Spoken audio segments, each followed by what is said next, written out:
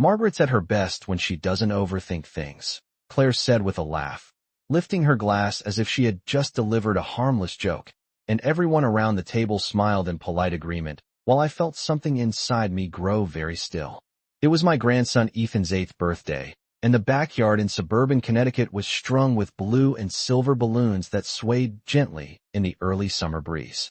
I had arrived an hour early, as I always did, carrying a homemade vanilla cake with buttercream frosting because Ethan once told me store-bought cakes tasted too cold.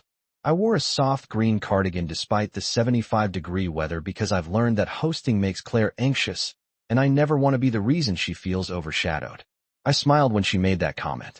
I even nodded, as if I agreed that my thoughts were unnecessary decorations at my own family's table. Daniel looked down at his plate, cutting Ethan's hot dog into careful halves, saying nothing. The other parents chuckled lightly. Someone changed the subject to summer camps. The music from a small Bluetooth speaker drifted across the yard, cheerful and bright. I stood there holding a stack of paper plates, suddenly aware that I had spent the better part of 20 years measuring my words like teaspoons of sugar, careful not to make anything too sweet, too sharp, too much. It wasn't the first time Claire had framed me as complicated. Last Thanksgiving she'd told her sister, within my hearing, that I mean well, but sometimes older generations just need to relax. I had laughed then too. I always laugh. I always adjust. When Ethan wanted a different frosting color than the one I'd chosen, I drove back to the grocery store and bought new food coloring. When Claire decided Christmas dinner would be gluten-free, I learned 3 new recipes without a single complaint. When Daniel once hinted that my advice about refinancing their mortgage felt a little overwhelming, I apologized and promised to stay out of financial conversations. Each concession felt small at the time, like folding a napkin neatly after dinner. But standing there in the afternoon sun, listening to the echo of her words, I realized something uncomfortable. The version of me they preferred was quiet, agreeable, pleasantly blurred at the edges. Approval had become a performance, and I had memorized every line. I told myself I was being supportive. I told myself families require compromise. Yet as I watched Claire beam at her guests, effortlessly in control of the narrative, I saw the pattern clearly for the first time. My kindness was welcome. My silence was rewarded. My opinions were tolerated only when they matched hers. I had spent years polishing myself into something non-threatening, hoping it would keep the peace. And in that moment, with frosting still under my fingernails and the smell of charcoal in the air, I understood that peace, at least in this family, had always depended on my willingness to shrink. After the last of the guests left and the balloons began to sag toward the grass, I stayed behind to help clean up, as I always did, gathering crumpled napkins and stacking empty soda cans into a large recycling bag, while Claire scrolled through photographs on her phone and Daniel carried folding chairs back into the garage. The late afternoon sun had shifted, casting long shadows across the yard, and the laughter that had filled the space only an hour earlier felt like something borrowed and already returned. Ethan ran past me with a new set of toy trucks, barely noticing when I kissed the top of his head and told him how proud I was of the young man he was becoming. Claire thanked me for the cake in a tone that sounded efficient rather than warm, then added that next year she might order something from the new bakery downtown because it was more modern. I nodded and said that sounded lovely. I loaded my empty cake carrier into the trunk of my sedan and drove the 40 minutes back to my small colonial house, the radio off, the road familiar. At a red light, I caught my reflection in the rearview mirror. I looked composed. I looked reasonable. I looked like a woman who had mastered the art of being agreeable. When I reached home, I set my purse on the kitchen counter and stood in the quiet for a long moment, listening to the hum of the refrigerator and the faint ticking of the wall clock. There was no one here to adjust for, no one to reassure, no one to impress. I poured myself a glass of water and sat at the kitchen table where I used to help Daniel with his math homework, back when his biggest concern was a spelling test on Friday. I thought about how often I had rehearsed conversations before family gatherings, trimming away opinions that might be inconvenient, softening statements until they lost their shape. I had told myself it was maturity. I had told myself it was love. But the truth settled slowly, like dust in a sunbeam. I was not maintaining harmony. I was negotiating for approval. Each time Claire praised me for being so easy, I felt a small rush of relief, as though I had passed an invisible exam. Each time Daniel chose silence instead of defending me, I told myself he was simply tired from work, that being caught between wife and mother was difficult. I had built an entire identity around being the calm one, the flexible one, the woman who never made things complicated. Yet sitting there in my own kitchen, with the evening light fading outside the window, I recognized how exhausting it had become to earn my place at a table I had once set without hesitation. I did not feel angry. I did not feel dramatic. I felt clear. And clarity, I realized, can be far more unsettling than anger. The next morning I woke up earlier than usual, before the sun had fully risen over the maple trees lining my street, and instead of reaching for my phone to see whether Claire had texted a polite thank you or a subtle correction about something I had done, I lay still and let the quiet settle around me. For years my first instinct after any family gathering had been to review my performance, replaying conversations in my mind like a recording, checking for moments where I might have spoken too firmly or offered advice that had not been requested. I would measure my tone, my timing, even the way I held my fork at the table, as though the smallest misstep could cost me access to my own son and grandson. That morning I did not conduct an audit of myself.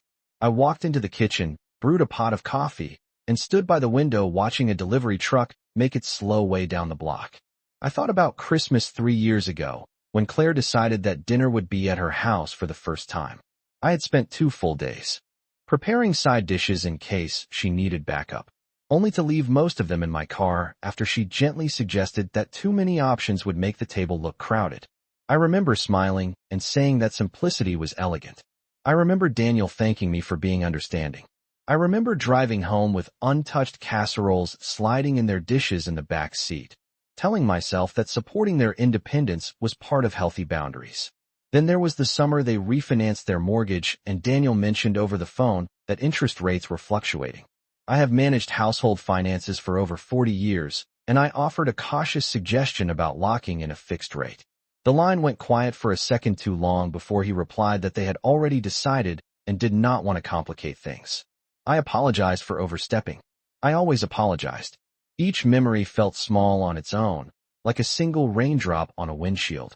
But together they formed a pattern I could no longer ignore. My role had narrowed over time into something decorative, pleasant, and carefully contained. I was welcome to bake, to babysit, to applaud from the sidelines. I was less welcome to advise, to question, or to disagree. Standing in my kitchen with the morning light stretching across the hardwood floor, I realized that I had mistaken conditional acceptance for love. No one had explicitly told me to shrink. No one had issued a rulebook. The boundaries were implied in smiles, in gentle corrections, in the subtle reward of being called easy. And I had complied without ever asking myself what it was costing me. That morning, for the first time in a long while, I considered what it might feel like to show up without editing myself first. 2 days later, Claire called in the middle of the afternoon while I was trimming the hedges along my driveway, and her voice carried that bright efficiency I had come to recognize as a preface to a request. She explained that her regular babysitter had canceled for Saturday night and asked whether I could come over for a few hours because they had dinner reservations at a new restaurant about 30 minutes away.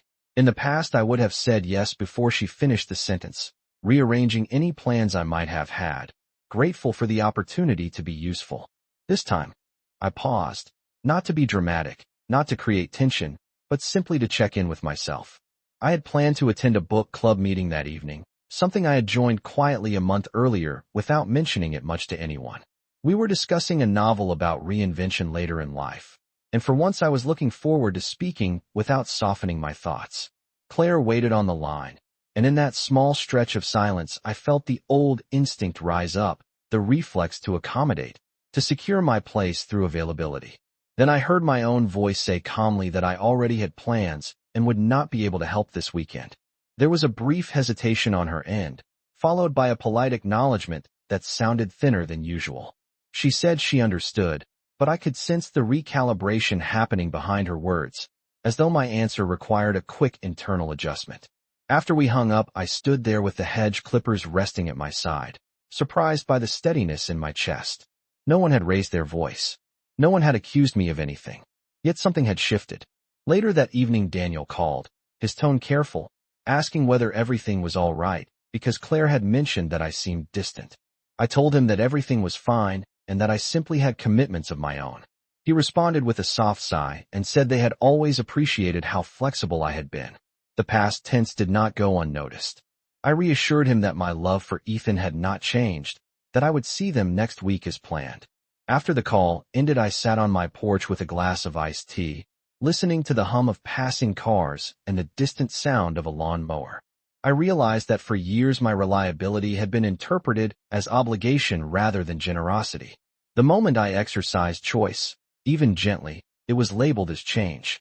I did not feel rebellious. I felt present. For the first time, I was not performing the role of the ever-available mother and grandmother.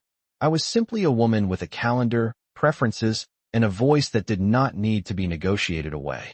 And in that quiet evening light, I understood that the real test would not be whether they approved of this version of me, but whether I could remain steady even if they did not. By the following week, I could feel a subtle coolness in the air when I arrived at Daniel and Claire's house for Sunday dinner, the kind of shift that would have once sent me into quiet overcorrection. I brought a simple bottle of sparkling water instead of a full side dish spread, telling myself that contribution did not have to mean excess. Claire greeted me with a polite smile that did not quite reach her eyes and mentioned that they had managed to find another babysitter for Saturday after all. I told her I was glad it worked out.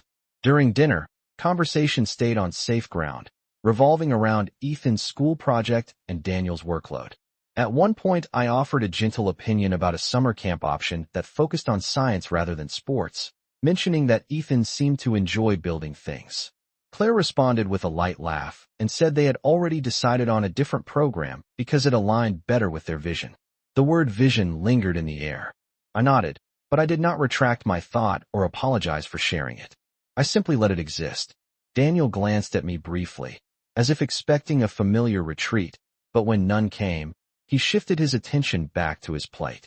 The rest of the evening moved along without open conflict, yet I sensed a recalibration happening in real time. My neutrality was no longer automatic. My agreement was no longer guaranteed. When dessert was served, Claire remarked that she hoped everyone could just relax and avoid overanalyzing things, her tone casual but pointed.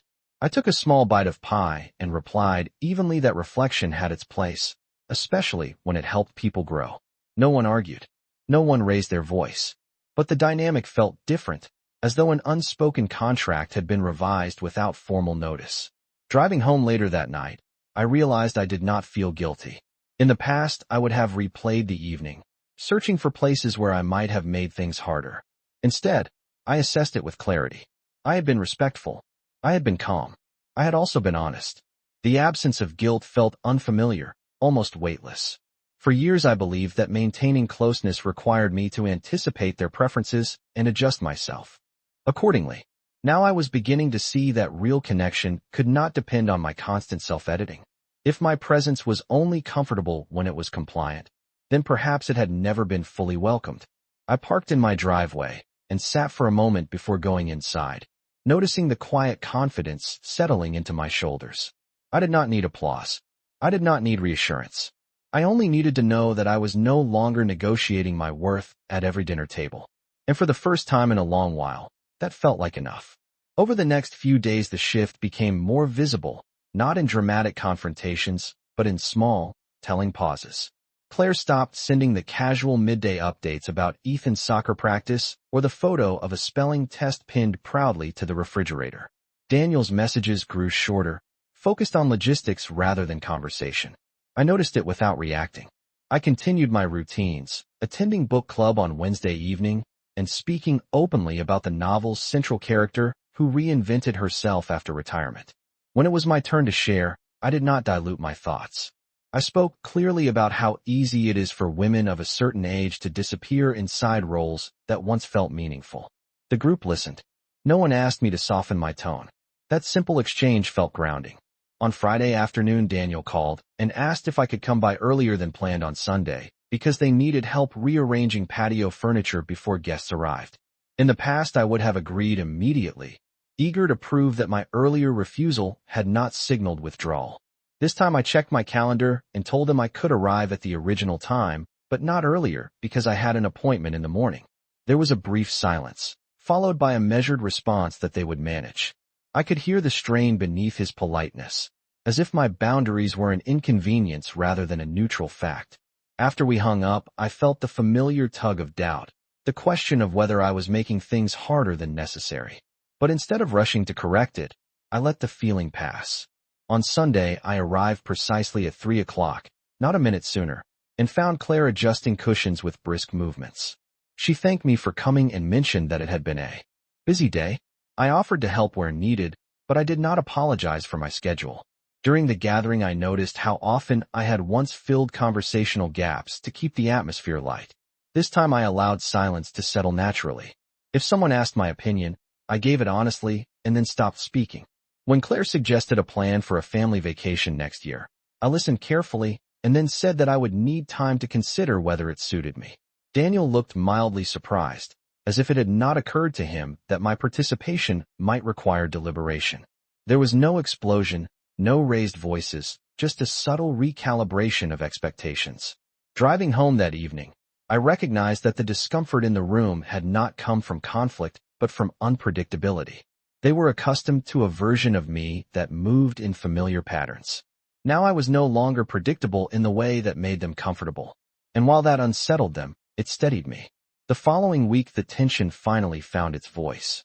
Daniel asked if we could meet for coffee at a small cafe halfway between our houses, a place with wide windows and polished wood tables where conversations tend to stay measured. When I arrived, he was already seated, stirring his drink long after the sugar had dissolved. He began by saying that Claire felt I had been distant lately and that the atmosphere at family gatherings felt strained. I listened without interrupting, noticing how carefully he framed his words, as though he were presenting a workplace concern rather than speaking to his mother. When he finished, he looked at me with an expression that carried both frustration and confusion. I told him calmly that I had not withdrawn my love or support, but I had stopped assuming that my role was to smooth every surface before anyone else felt discomfort. He frowned slightly and said that no one had asked me to do that. I held his gaze and replied that they had not needed to ask. It had been understood. For years I had equated harmony with silence, believing that if I kept my opinions gentle and my availability constant, everything would remain stable. Daniel leaned back in his chair and said that families require flexibility, that sometimes it is easier when everyone avoids overcomplicating things. I asked him quietly whether avoiding complexity meant ignoring differences. He hesitated. I could see the conflict in him, the pull between loyalty to his wife and the memory of who I had always been. I assured him that I was not trying to create division. I was simply choosing to show up as a full person rather than a curated version designed for comfort. The words sounded firm, but not sharp. There was no accusation in them. He sighed and admitted that it had been convenient when I agreed with most decisions, that it reduced friction. I nodded, understanding the appeal of ease. But I told him that ease built on one person shrinking will eventually feel fragile. The cafe buzzed softly around us, cups clinking, a door opening and closing as customers came and went. Our conversation did not escalate. It deepened. Daniel asked whether this meant I would be less involved with Ethan. I answered that my involvement would be intentional rather than automatic, guided by mutual respect instead of expectation. He studied my face as if searching for the version of me he recognized, the one who would reassure him by retreating. I did not retreat. I also did not press. When we stood to leave, he hugged me a little more tightly than usual, perhaps uncertain of what this new dynamic meant. Walking back to my car, I felt neither victorious nor wounded. I felt steady.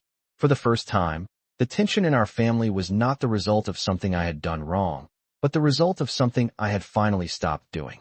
Claire called me 3 days after Daniel and I met for coffee, her tone composed but noticeably firm, and asked if I could stop by that evening because she felt it was better to speak directly rather than let misunderstandings grow. I agreed and drove over just after sunset, the sky fading into a soft gray above their quiet street.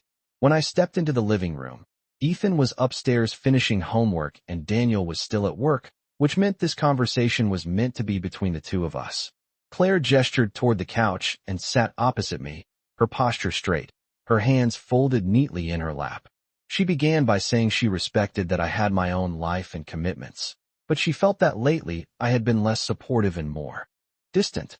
I listened carefully, noticing how she chose her words, how she framed the shift as something subtle but disruptive.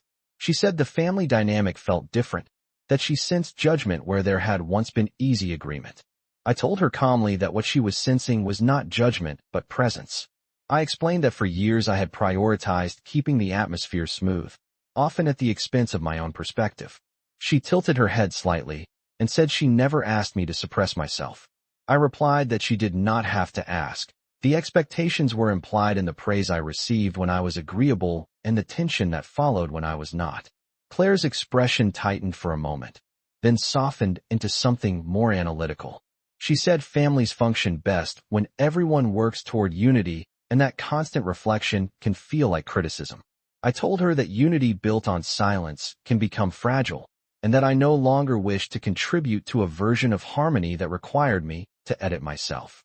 There was no anger in my voice. There was also no apology. She asked whether this meant I disagreed with how they were raising Ethan or managing their home. I answered that disagreement is not the same as disapproval and that I trusted them to make their choices, just as I expected my thoughts to be treated as part of the conversation rather than an inconvenience. The room felt still, the quiet stretching between us without hostility but without ease. Claire finally admitted that she had grown accustomed to me stepping in without question, that my reliability had made things simpler. I nodded and said I understood the comfort of predictability, but I was no longer willing to equate simplicity with self-erasure. When I stood to leave, she walked me to the door and thanked me for being honest. The words sounded sincere, though layered with uncertainty. Driving home under the streetlights, I realized that the shift was no longer invisible. It had been named. And once named, it could not be dismissed as mood or misunderstanding. It was a boundary, spoken plainly, and I felt steadier because of it. In the weeks that followed, something unexpected happened. The world did not collapse. The family did not fracture. Instead, there was a period of quiet adjustment, like furniture being moved slightly to fit a room better. Claire stopped making light comments about my tendency to overthink. Daniel began asking for my opinion in a more direct way, not as a courtesy, but as a genuine question. The first time it happened, it caught me off guard. He called one evening and said they were considering switching Ethan to a different elementary school the following year and wanted to know what I thought, not because I had to agree, but because I had experience navigating similar decisions. I took a breath before answering, aware that this was not an audition but a conversation. I shared my thoughts clearly, mentioning both advantages and potential challenges, and when I finished there was no defensiveness on the other end of the line. There was simply acknowledgement. I did not rush to soften my words. I did not add a disclaimer. I trusted that my perspective could stand on its own. At the next family dinner, I arrived with nothing more than a small bouquet of grocery store flowers, not as proof of effort, but as a simple gesture. Conversation flowed in a way that felt more balanced. When Claire discussed a renovation idea for their kitchen, she asked whether I had ever regretted choosing open shelving in my own home. I told her honestly that while it looked beautiful, it required discipline to keep tidy. She laughed and said she appreciated the warning. There was no edge in her tone. I noticed that the air felt lighter, not because I had returned to being agreeable, but because I was no longer pretending. Even Ethan seemed to sense the difference. He sat beside me after dinner and showed me a drawing he had made of a treehouse he wanted to build one day. I asked thoughtful questions about how he planned to support the structure and whether he had considered weather conditions. He listened carefully, absorbing the ideas with curiosity rather than dismissal. Driving home that night, I reflected on how subtle the transformation had been. I had not issued ultimatums. I had not withdrawn affection. I had simply stopped negotiating my presence. Approval had once felt like oxygen, something I needed to maintain connection. Now it felt optional. What sustained me was clarity. I understood that there would still be moments of disagreement, that no family operates without tension. But the tension no longer rested solely on my willingness to shrink. It rested on mutual respect, imperfect but evolving. As I turned into my driveway and watched the porch light illuminate the front steps of my house, I felt a quiet certainty settle in my chest. I had not lost my family. I had found my footing within it. And that difference changed everything.